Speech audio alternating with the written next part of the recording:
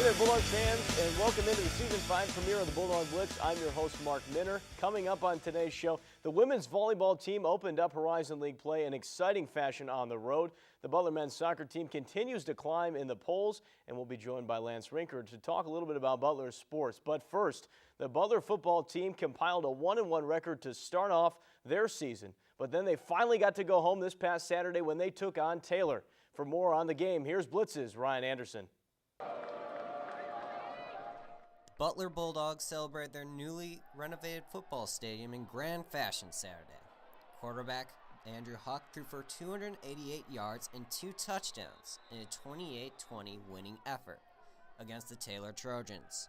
The 466 yards in total offense propelled the Bulldogs to 2-1 record. Highlights included a 46-yard touchdown pass between Huck and senior Eddie McHale to give the Bulldogs a 14-7 lead early in the second quarter. McHale's touchdown put the Bulldogs in the lead for good, and the defense was able to stall a late Taylor comeback run. The men are excited to travel to San Diego to begin Pioneer Football League play on Saturday. For the Bulldog Blitz, this is Ryan Anderson. The women's volleyball team is 2-0 in Horizon League play after picking up a couple of dramatic victories this past weekend. First up, it was the Loyola Ramblers, and the Loyola Ramblers hosted the Bulldogs Friday. After exchanging sets back and forth, it all came down to a fifth game. The Bulldogs narrowly squeaked one out with a score of 15-13 in the fifth.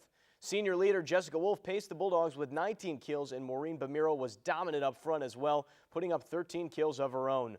Freshman Maggie Harbison has been a bright spot this season, and she added another night with a double-digit figure kill total. Gina Vera picked up right where she left off last season in the Horizon League, adding 54 assists and 12 digs. Then on Saturday, it was off to Valpo for a battle with the Crusaders. Valparaiso came in with a record of 11-1 to start the season, but lost the first 2 sets. However, the Bulldogs let the Crusaders back in during the third and fourth games, which meant that for the second straight night, Butler was going to a fifth set. The Bulldogs got control 9-7 in the game and never looked back, taking the finale 15-11. Jessica Wolf led the way again with 21 kills while grabbing 18 digs in the process. But it was a career-high 24 digs that sticks out in the stat sheet from Susan Lester that helped the Bulldogs pull out the victory. This is the first time since 2004 that the Bulldogs started out 2-0 in league play. After making it to the NCAA tournament last season, the men's soccer team has not missed a step in asserting their dominance in the Horizon League and even nationally. The latest news has the Bulldogs in the top 25 in 4 different polls, including one ranking that has Butler in the top 10.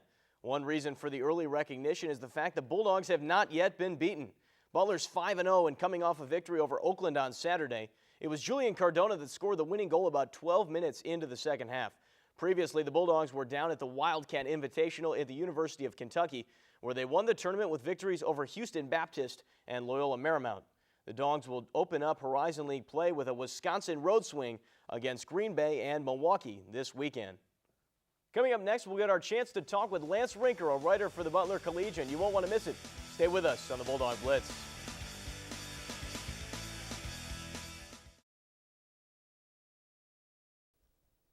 Hey there, welcome back out to the Bulldog Blitz. Mark Minner, and I'm joined by Lance Rinker, sports writer for the Butler Collegian. Lance, thanks for joining us. Thanks for having me, Mark. Exciting to be back on the Bulldog Blitz this season. Butler sports finally back in swing, and Lance, the Butler football team, able to take the field out of the Butler Bowl. I know they wanted to win by more than that, though.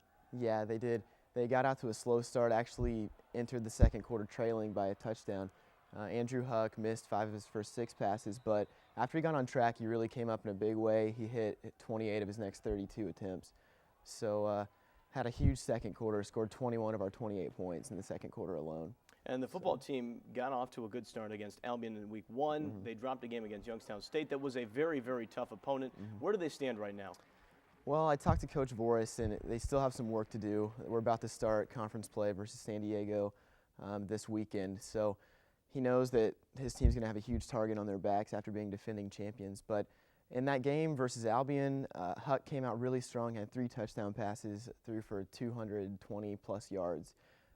And Butler struggled in the next game versus Youngstown, but that is a really tough opponent.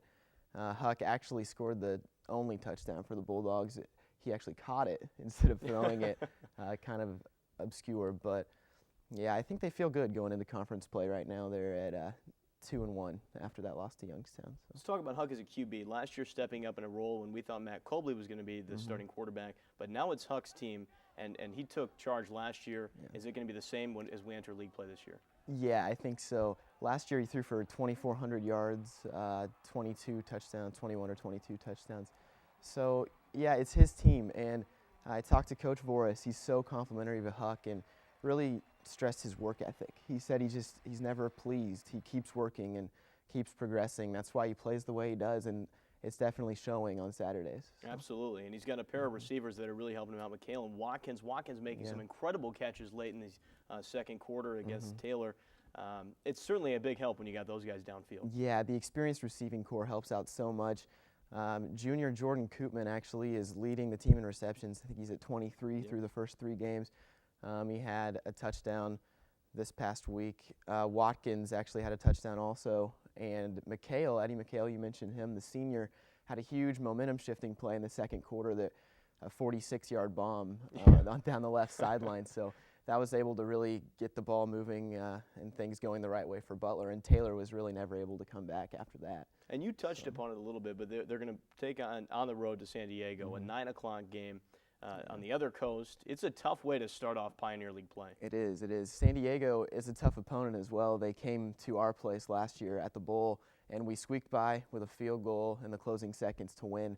So it'll be a tough game. And out on the West Coast, I can't imagine how the players are adjusting to the jet lag and all that. So. Absolutely. Well, let's change pace a little bit. Women's volleyball started up their Horizon League play on the road. They took on Loyola and Valparaiso, and they made it a little dramatic there. They did. Going 5 sets in both. Yeah, 5 sets in both. They had a few freshmen step up in big ways, and Maggie Harbinson was actually awarded the Defensive Player of the Week this week for her performance this past weekend. She did really well blocking and reduced her number of hitting errors. So.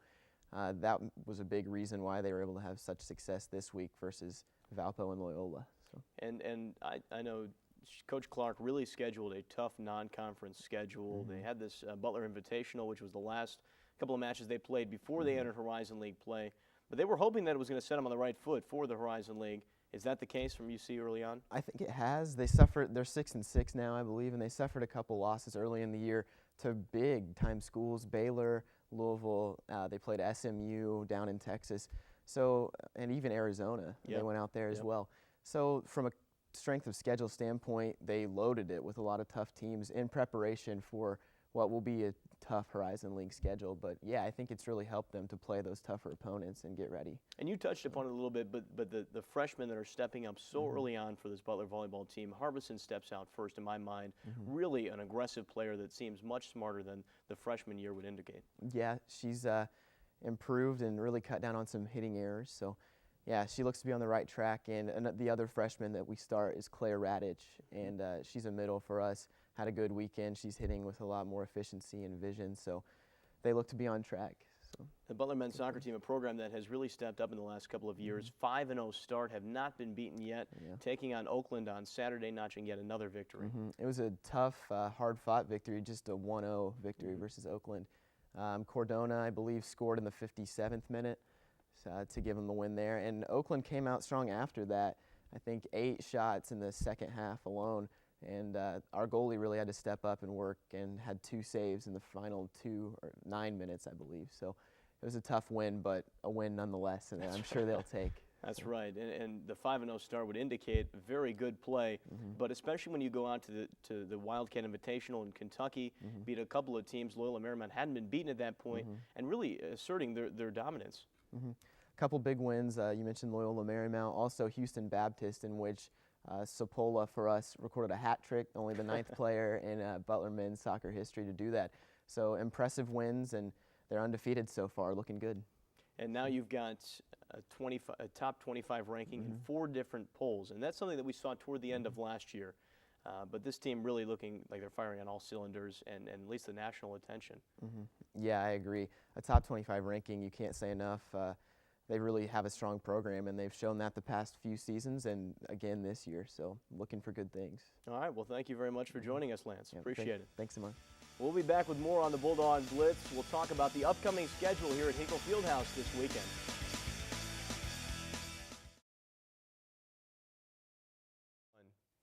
If you want to get out there and watch the Butler sports in person this weekend, there are plenty of events on campus for you to attend.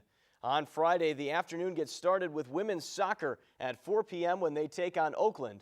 Then it's the women's volleyball team taking center stage at 7 o'clock in Hinkle when they do battle against the Raiders of Wright State. On Sunday, the women's soccer team will take on Wright State at 1 p.m. in the Butler Bowl. The sports marketing department is putting on a youth soccer and camp reunion day for all of the fans in attendance. That will just about do it for the season premiere of the Bulldog Blitz. Make sure to check us out on Comcast On Demand, or you can always find us on youtube.com/Bulldog Blitz Sports. Until next time, I'm Mark Mitter. We'll see you right back here on the Bulldog Blitz.